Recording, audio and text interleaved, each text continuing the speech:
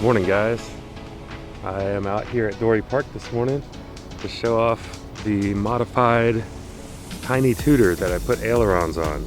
Give me a sec to turn around the camera here.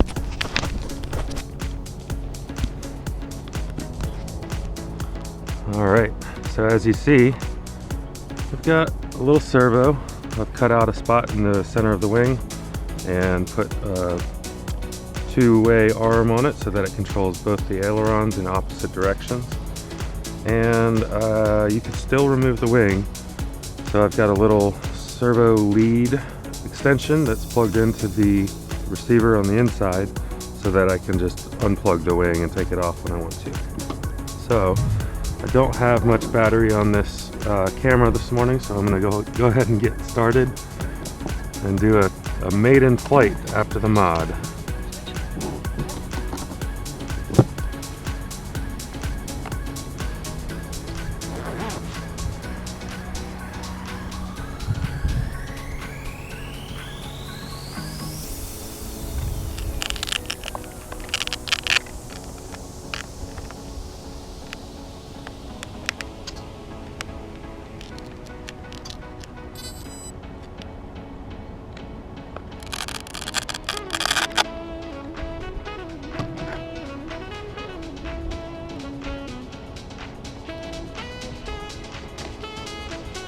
The second battery that I have down here is just powering the camera only. So I don't have to run that when I'm not filming, and it lightens up the plane a little bit. But still got my elevator, got my rudder now on the proper channel, and ailerons. And that was my check. I know I'm going the right direction.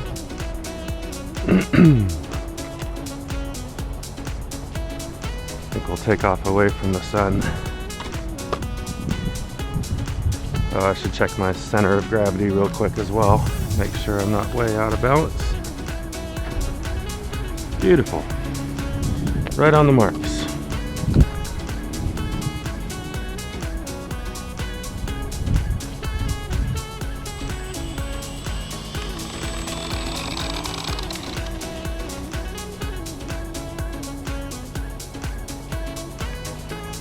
All right, I've got ailerons. That's awesome. Come around to do a low pass to get some better shots here with the sunlight behind me.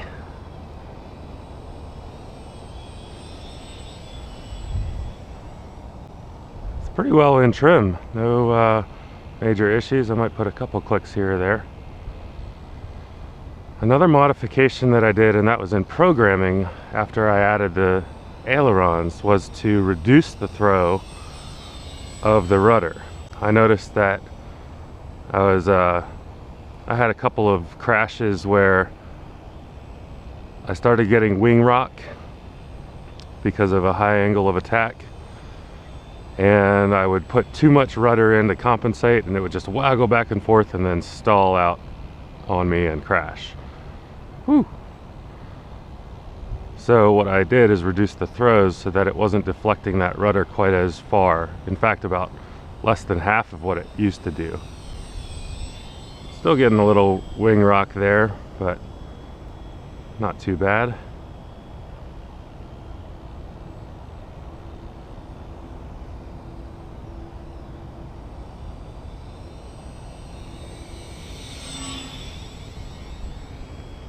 This is great.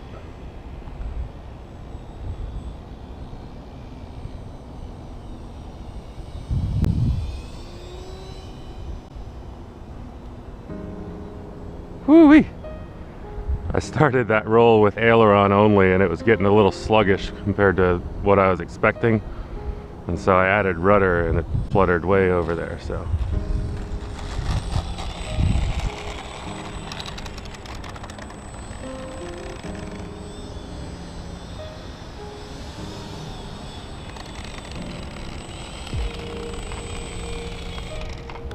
I'm gonna call that a success.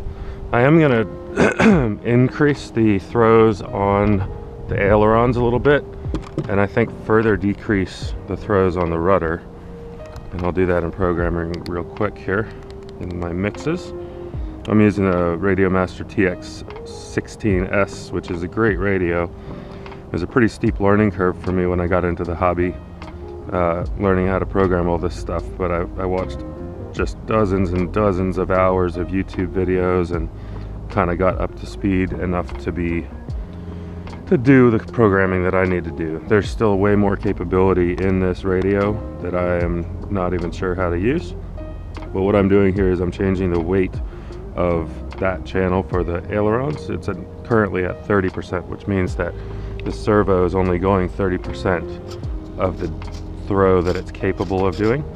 And I did that because I wasn't sure how much travel availability I was going to have on the ailerons once I put it all together. So I didn't want to overdrive it and end up breaking the control horns or something else on the thing off.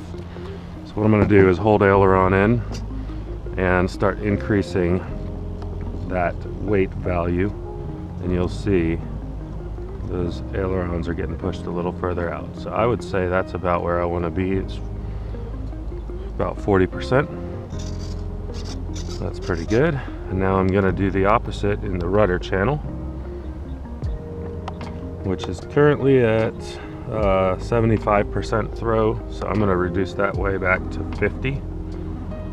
Well, let me show you the difference too. I'll do it the same way. So there's full deflection on the rudder right now at 75%, and I'm going to reduce that down to 50. And as you can see, it has gone a little bit further, closer to center, so it doesn't travel as far now. I think I might do a little more. Let's go to 40. All right, that should help keep me out of trouble. Let's do another flight here. Make sure my camera on board is recording, and it looks like it is. I'll take off the other direction this time.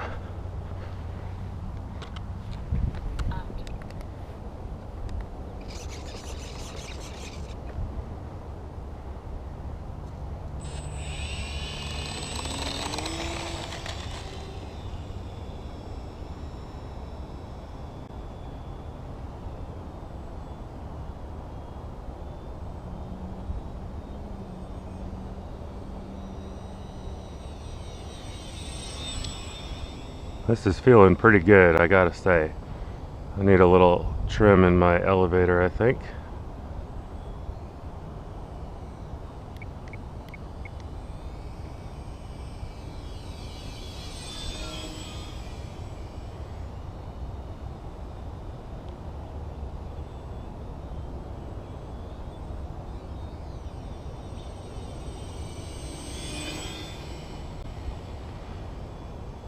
The airplane's definitely a little bit heavier with the extra servo and push rods, but I would say it's a worthwhile trade-off, for me at least, and for my preferences. Let's do a touch and go here.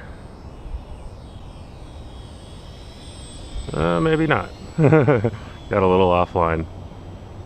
There's not much wind, it's just maybe a 1 mile an hour breeze from here to there, and so I don't really care if I'm going downwind.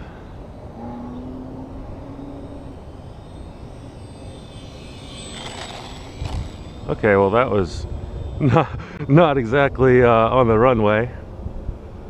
No harm.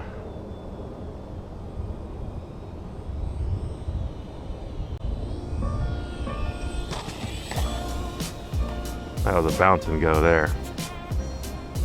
Let's do a stall turn. That was not a stall turn. It was very nearly a crash. But hey, we're still in the air. Okay, that's more like a touch and go.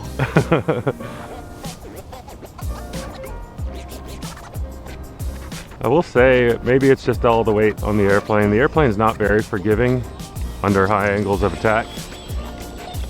Oops. Once you start to get a little bit of wing rock, it's really easy to let it get away from you, where it oscillates and keeps getting worse and worse, and then you know, the wing, when you're at a high angle of attack, one wing drops, the other wing drops, and it keeps getting worse and worse until eventually you spin stall it or stall spin it, I guess. All right, guys. Well, it's a short one today, but I'm getting ready to go out on a motorcycle trip overnight for camping this morning, and so I don't have much time to play with, and I just wanted to get a little test in there before I left. So keep an eye out for that video. I'll be bringing you along for the motorcycle trip this go around, and I'll see you guys next time.